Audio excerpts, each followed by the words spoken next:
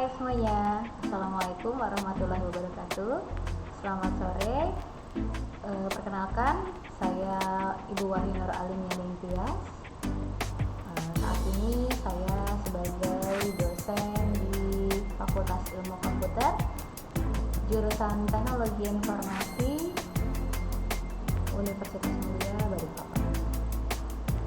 Hai guys, apa kabar kalian semuanya? Masih sehat kan ya? Kali ini saya akan mencoba membagikan sesuatu ilmu dan sekaligus memberikan informasi kepada teman-teman mengenai teknologi terbarukan.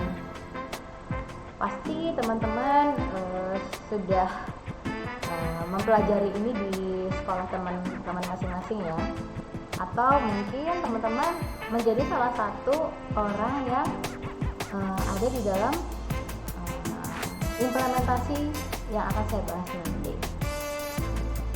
Kali ini saya akan membahas tentang revolusi industri dan pemanfaatan dari big data. Oke teman-teman, yang kita ketahui sekarang ini mungkin kita harus menengok ke belakang dulu ya, mulai dari seperti apa sih revolusi industri itu dan atau apa sih revolusi industri itu. Saya selalu memberikan pemahaman kepada mahasiswa saya bahwa yang dikategorikan sebagai teknologi itu tidak hanya apa yang saat ini ada atau alat-alat elektronik yang saat ini ada. Pada masanya mungkin masa dulu ya, sebelum adanya masifnya era canggih ya teknologi, yang dikatakan penemuan-penemuan oleh orang-orang awam, misalnya kayak mereka menemukan alat pemotong dan lain sebagainya yang itu sifatnya adalah manual, itu masuk ke dalam karena teknologi, karena pada saat itu orang-orang bisa berpikir tentang fasilitas-fasilitas yang bisa mereka buat sendiri gitu ya. Nah kemudian pada era itu orang-orang cenderung berpindah-pindah ya teman-teman, sampai dengan revolusi selanjutnya ya, dimana orang sudah mulai memiliki pemikiran-pemikiran yang modern tentang teknologi-teknologi yang akan mereka gunakan gitu. Teman-teman di sini pasti sudah banyak sering dengar tentang revolusi industri ya. Yang perlu teman-teman ketahui adalah pada era revolusi industri itu adanya masa-masa di mana semakin berkembangnya teknologi-teknologi yang ada. Nah, seperti yang kita lihat di sini teman-teman, masuk kepada revolusi 1.0 ya, di mana 1.0 ini adalah revolusi industri yang pertama yang itu terjadi di abad ke-18 teman-teman, yaitu mulai ditemukannya mesin-mesin uap dan kereta api.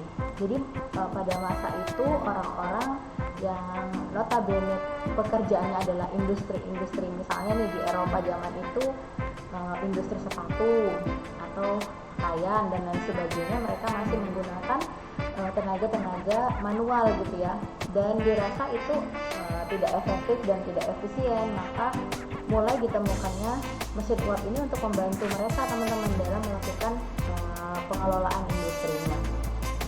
Jadi ini pertama kalinya di dalam dunia industri mengalami peralihan yang tadinya menggunakan tenaga manusia atau menggunakan tenaga hewan, mulai beralih ke tenaga mesin.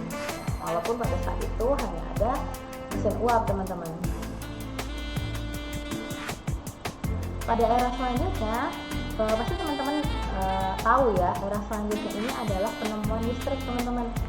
Jadi pada abad ke-19 setelah penemuan tenaga uap tadi, maka ada penemuan listrik teman-teman, di mana pada penemuan ini mulai adanya alat komunikasi ya, kemudian mulai adanya pengelolaan yang dilakukan menggunakan media-media atau teknologi-teknologi yang lebih modern daripada sebelumnya gitu.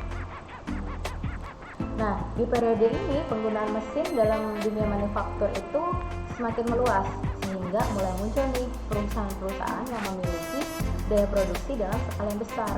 Kalau tadinya misalnya nih ya, kita punya usaha pembuatan pakaian misalnya, di retail pakaian tersebut itu kalau menggunakan tenaga manual mungkin hanya bisa menyelesaikan dalam satu hari itu 10 lembar pakaian misalnya. Tapi kalau sudah menggunakan mesin itu bisa dilipat gandakan sesuai dengan produktivitas dari mesin itu sendiri ya. Jadi pada revolusi kedua ini sudah mulai adanya teknologi baru yang bisa membantu pekerjaan manusia tersebut. Nah, setelah berjalan masuklah ke abad 20 teman-teman. Di abad 20 ini mulai adanya revolusi ketiga. Nah, di sini kenapa gambarnya Gojek teman-teman? Karena pada era revolusi ketiga ini sebenarnya mulai adanya jaringan-jaringan internet teman-teman. Jadi di era ke-20 ini orang mulai tidak hanya sebagai media yang digunakan untuk bekerja, tetapi bagaimana alat komunikasi itu bisa memudahkan atau lebih mendekatkan antara satu orang dengan orang yang lain menggunakan teknologi seperti itu. Jadi di sini mulai adanya jaringan-jaringan internet yang bisa dihubungkan. Nah, selain jaringan internet, apalagi teman-teman?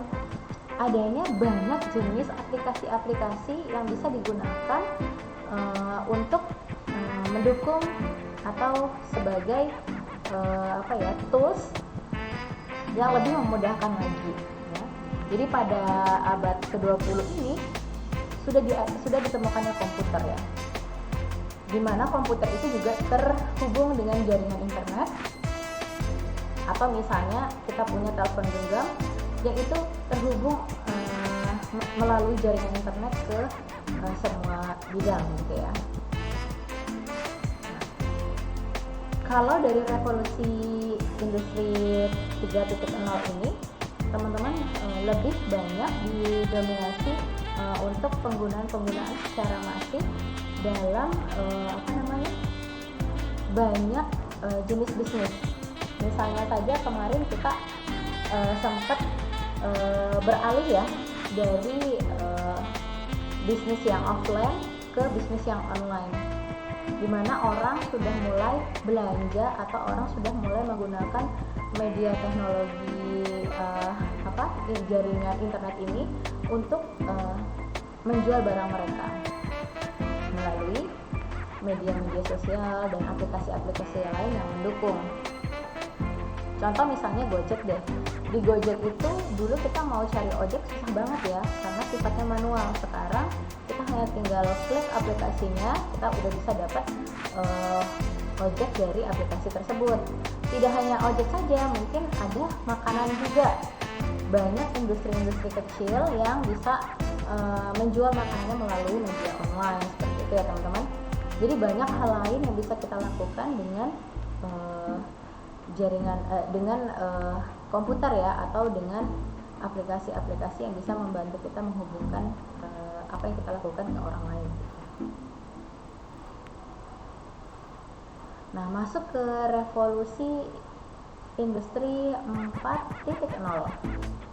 di mana kita kalau lihat gambar industri 4.0 ini sebenarnya perkembangan dari 3.0 teman-teman. Nah, di 4.0 ini banyak perkembangan yang masuk ke dalam artificial intelligence ya teman-teman. Salah satunya Internet of Things dan cloud computing. Jadi kalau dulunya kita itu nyimpan data kita di dalam disket ataupun flash disk, saat ini kita udah bisa menyimpannya di cloud gitu ya. Jadi bisa menyimpan dalam kapasitas besar dan kita tidak perlu membawa fisik gitu, karena itu sudah tersimpan di cloud. Selain itu mulai adanya beberapa robot-robot yang mungkin bisa menggantikan beberapa pekerjaan manusia. Nah, revolusi 4.0 ini terhubung dengan beberapa aspek ya teman-teman. Salah satunya adalah di mana mulai adanya mesin-mesin pintar dan kendali virtual. Apa sih maksudnya?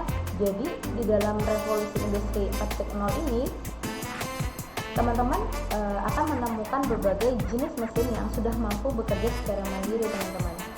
Dan selain itu dia juga bisa meminimalisir kebutuhan tenaga manusia sebagai atau di berbagai mata rantai produksi. Jadi di era 4.0 ini bagaimana orang-orang itu mulai masif membuat robot-robot atau artificial intelligence yang dapat bekerja secara mandiri ya. Jadi kalau misalnya bedanya manusia dengan robot itu kan, kalau manusia itu masih ada human error ya. Kalau di robot itu tidak ada teman-teman, karena sudah diprogram sedemikian rupa sehingga dia bisa mengerjakan segala pekerjaannya dengan hasil yang maksimal gitu teman-teman. Jadi di sini akan ada mesin-mesin pintar dan kendali virtual. Nah, kendali virtual ini seperti apa? Jadi segala urusan bisnis mulai dari produksi barang sampai dengan pelayanan itu juga akan dikendalikan menggunakan teknologi virtual ini teman-teman. Nah, misalnya dalam dunia manufaktur, operator mesin pabrik sudah bisa bekerja dari jarak jauh tanpa harus bersentuhan langsung dengan mesinnya. Atau misalnya suatu saat teller dan customer service itu juga akan tergantikan oleh mesin. Contoh dan misalnya sekarang, kalau dulu ya di dunia kedokteran itu dokter kalau mau melakukan operasi itu dia harus melakukan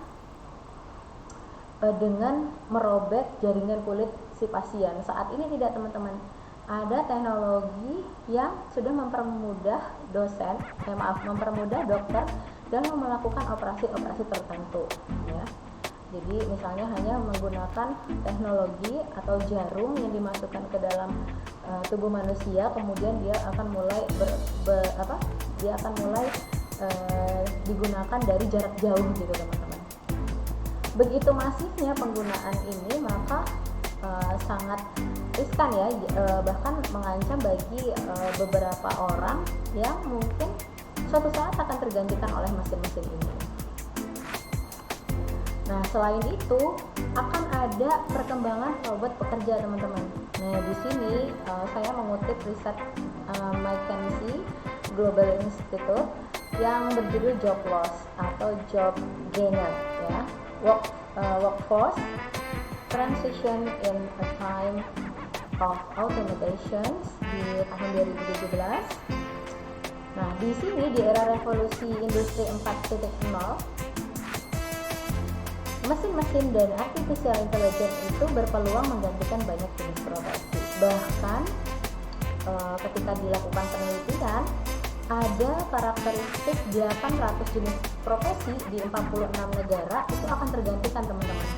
Jadi bisa dibayangkan bahwa di tahun 2030 akan ada 800 juta pekerja yang akan menganggur karena pekerjaannya itu akan digantikan oleh mesin yang akan bekerja dengan lebih efisien, lebih cepat dan lebih murah. Seperti yang saya sampaikan tadi teman-teman, kalau mesinnya bekerja itu agak berbeda dengan manusia.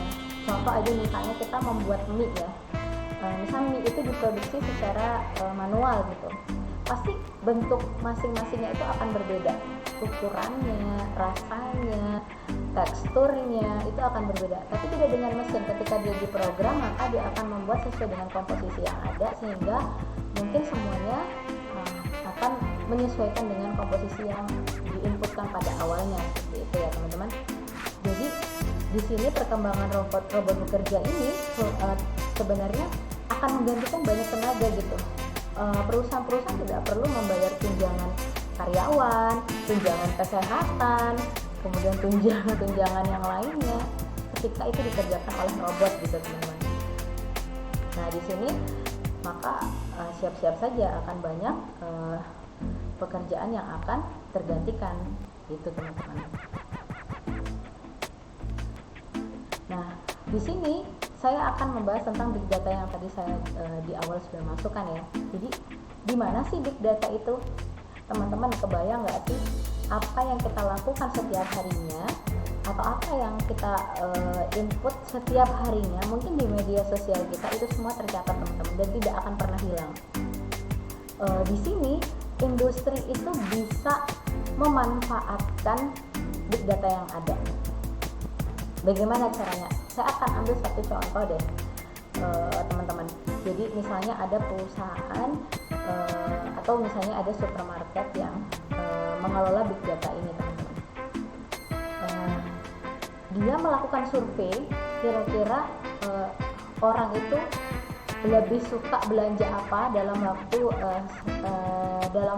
bulan. Misalnya kita kalau misalnya belanja bulan ini tuh barang apa aja sih yang kita biasanya beli gitu ya, atau barang apa aja sih yang biasanya paling kita minatin.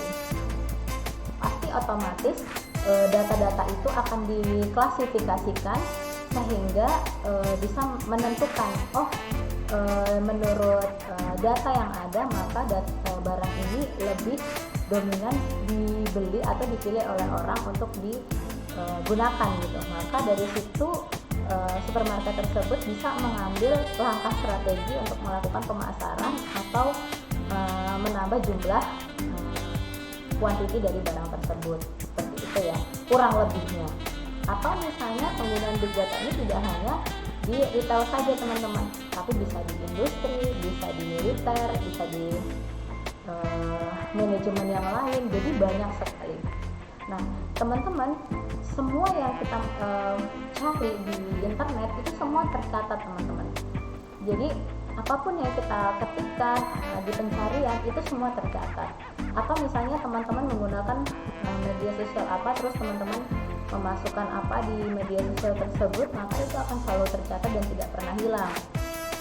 Maka itu bisa disebut dengan data yang sangat besar atau big data.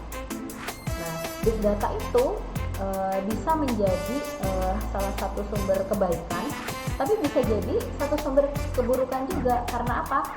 Semakin banyaknya data kita ini di luar, maka kita sudah tidak memiliki privasi lagi teman-teman. Kemudian juga kemungkinan bisa terjadi pencurian data yang itu bisa merugikan kita sendiri, seperti itu ya. Nah, otomatis kalau semuanya digantikan dengan mesin, ada dampak negatif, ada dampak positifnya juga teman-teman. Dampak negatifnya apa? Ya mungkin ada masa di mana keamanan itu sudah menjadi hal yang langka, atau misalnya rahasia itu sudah menjadi hal yang sangat langka karena orang bisa mengakses semua data kita gitu ya. Itu yang sangat dikhawatirkan. Nah, kita tadi membahas 4.0 nih teman-teman. Karena begitu masifnya 4.0 ini teman-teman, orang sudah mulai membuat banyak robot yang itu bisa saja menggantikan semua pekerjaan manusia, maka ada namanya revolusi 5.0. Apakah di 5.0 robot-robot itu tidak ada? Oh tidak teman-teman. Tetapi 5.0 itu disebut dengan society 5.0 atau bisa kita bilang solusi dari revolusi industri 4.0. Nah, di 4.0 tadi banyak perusahaan-perusahaan itu yang sudah membuat robot-robot untuk usaha mereka. Nah, itu otomatis berdampak kepada manusia ya teman-teman, sehingga manusia udah tergantikan oleh si mesin-mesin tadi. Jadi di sini di 5.0 ini dianggap bahwa bagaimana caranya manusia itu bisa berdampingan dengan robot tadi teman-teman. Seperti misalnya bagaimana mencari apa sih yang tidak bisa robot lakukan tapi manusia bisa lakukan gitu ya, seperti itu. Jadi misalnya nih orang-orang akan mulai survive dengan 4.0 menggunakan society ini teman-teman. Hanya beberapa orang saja yang bisa bertahan, yang memiliki kemampuan-kemampuan yang memang yang memang tidak ada pada robot di zaman itu gitu ya. 5.0 ini lebih ke arah bagaimana teman-teman bisa menjadi bagian di era 4.0, di mana teknologi itu menjadi bagian dari manusia itu sendiri. Jadi intinya kita harus mulai berdamai nih, atau kita mulai survive nih, pekerjaan apa yang kiranya itu bisa dilakukan di era 5.0 gitu ya teman-teman. Ada kemampuan yang itu bisa kita lakukan di era 5.0 ini teman-teman. Yang pertama itu ada kemampuan kognitif, kemampuan soft skill, dan teknologi. Sebenarnya teman-teman, ketika di era 5.0 ini kita bisa mengevaluasi teman-teman, kira-kira apa sih yang bisa dilakukan selanjutnya oleh manusia dalam bertahan di era 4.0 teman-teman. Yang dimaksud dengan kemampuan kognitif adalah bukan berarti misalnya kita punya nilai yang bagus di sekolah atau IPK yang tinggi, tetapi bagaimana caranya manusia itu bisa menjadi problem solving. Nah, itulah kenapa di era itu robot tidak bisa teman-teman, karena robot itu diprogram untuk menjalankan apa yang sudah diinputkan kepadanya. Tetapi kalau misalnya problem solving itu masih di sisi manusia, meskipun saat ini mulai dikembangin nih robot yang bisa membantu dalam pemecahan masalah gitu ya. Tapi sebenarnya manusia itu memiliki kemampuan basic, yaitu dalam memecahkan masalah yang sangat kompleks ya.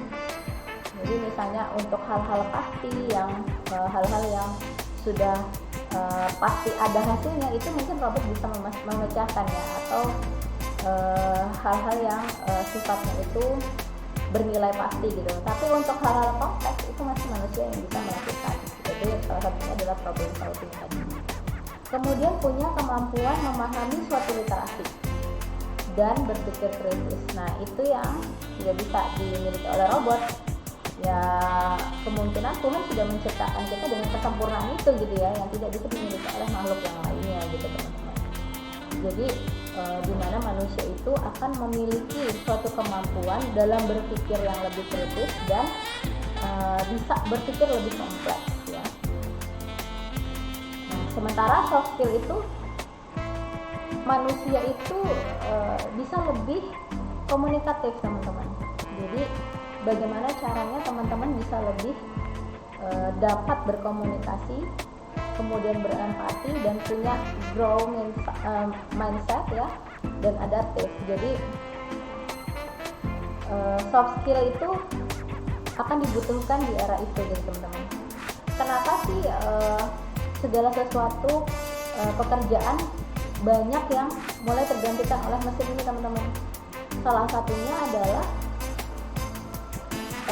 kalau misalnya nih ya teller atau misalnya kasir itu kan dia hanya menginputkan berapa harga barangnya, kemudian jumlah barangnya, kemudian itu masuk dan kemudian akan dijumlahkan berapa total dari barang tersebut, lalu dibayar dan selesai.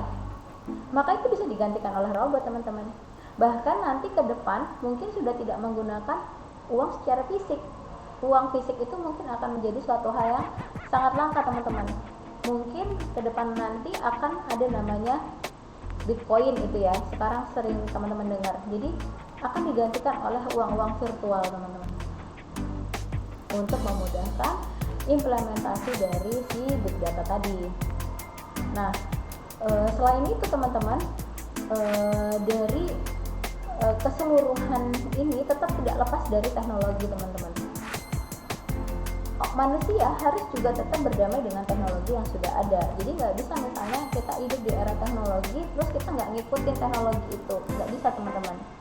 Kita harus bisa mencari solusi bagaimana bisa survive di era teknologi itu, gitu teman-teman. Jadi yang paling penting yang teman-teman harus punya adalah bagaimana teman-teman bisa menjadi problem solving, tidak hanya bekerja saja, tapi teman-teman juga bisa memecahkan permasalahan-permasalahan yang lebih kompleks.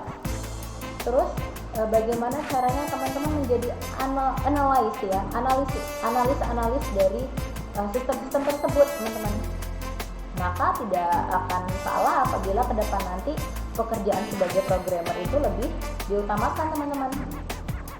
Programmer, analis sistem, dan satu lagi teman-teman yang nanti kita akan bahas di akhir, yaitu keamanan sistem jaringan ya teman-teman. Jadi keamanan itu akan menjadi sesuatu pekerjaan yang sangat diidam-idamkan di era tersebut, karena semuanya sudah berbasis teknologi, semua orang bisa mengakses datanya sendiri gitu ya, dan itu sangat riskan sekali ya. Jadi kemungkinan kedepannya akan ke arah itu.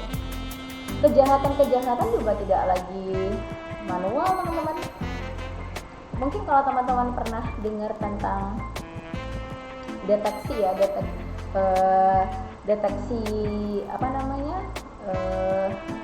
wajah ya, itu semua orang nanti nggak ada yang anonim, semua orang akan memiliki label namanya masing-masing, dan datanya itu ada di dalam cloud gitu ya. Jadi misalnya mereka berjalan kemana-mana, itu mereka akan selalu terdeteksi gitu teman-teman. Dan teman-teman jangan kaget ya bahwa di era 4.0 ini akan semakin cepat teman-teman berjalannya. Mungkin sekarang kita baru lihat teknologi canggih nomor 1 gitu ya. Mungkin 5 hari ke depan kita akan melihat teknologi canggih yang lainnya teman-teman. Jadi perjalanannya sangatlah cepat. Jadi apa yang harus kita bangun di sini adalah bagaimana membuat diri kita ini bisa mengikuti era-era tersebut gitu. Bagaimana survive di era-era tersebut.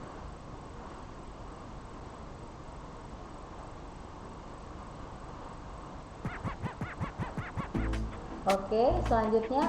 Nah, pertanyaannya adalah apakah kamu sudah siap menghadapi era 5.0? Kalau dilihat dari gambarnya teman-teman, ini adalah hobi dari teman-teman nih, yaitu bermain virtual reality. Teman-teman ngebayangin gak sih main game dan seakan-akan teman-teman tuh ada di dalam game tersebut, dan itu udah ada sekarang. Jadi semakin banyaknya teknologi ini, hobi, pekerjaan, dan lain sebagainya itu akan menjadi sesuatu hal yang sangat nyata teman-teman. Nah di sini bagaimana sih caranya kita bisa berkolaborasi atau kita bisa bertahan pada era yang sudah ada ini teman-teman. Yaitu tadi dengan mempelajari apa-apa saja yang harus kita lakukan atau apa-apa saja yang perlu kita siapkan gitu ya. Dan ini yang saya sebutkan tadi, mungkin kita hanya harus mempersiapkan diri untuk pekerjaan idaman di era kejayaan teknologi. Misalnya jadi security. Bedanya security-nya bukan security penjaga gedung gitu atau security yang menjaga sesuatu, tapi teman-teman akan menjadi security sistem dari jaringan tersebut. Kan sangat penting ya, semua sistem digunakan secara masif. Orang-orang melakukan transaksi menggunakan sistem informasi. Tentunya butuh keamanan sistem. Nah, di sini saatnya teman-teman men-challenge diri teman-teman untuk bagaimana caranya mempersiapkan diri sebelum era 5.0 itu datang. Masih lama? Oh enggak teman-teman. Mungkin bisa kurang dari 2030 itu udah mulai terjadi. Nah, ada baiknya kita persiapkan diri dari sekarang untuk memulai hidup yang baru bersama era revolusi 4.0 dan 5.0. Masih terbuka peluang untuk menambah wawasan bersama kami di Universitas Mulia. Saya akan menunggu teman-teman untuk join dan bergabung ya di Universitas Mulia, Fakultas Ilmu Komputer, jurusan Teknologi Informasi. Kita akan ngebahas semua tentang security jaringan, backup data, dan termasuk nih big data yang tadi saya bahas. Gimana cara mengelola big data tersebut? bagaimana menyimpannya, membackupnya, dan tentunya membuat keamanan datanya lebih baik. Oke teman-teman, mungkin segini aja pembahasan dari saya. Nanti mungkin ada kuis-kuis yang akan saya berikan ya. Di kuis itu nanti akan saya sampaikan kepada tim saya untuk bisa teman-teman jawab. Terima kasih dan salam kompetisi. Universitas Mulia, mulia dan jaya.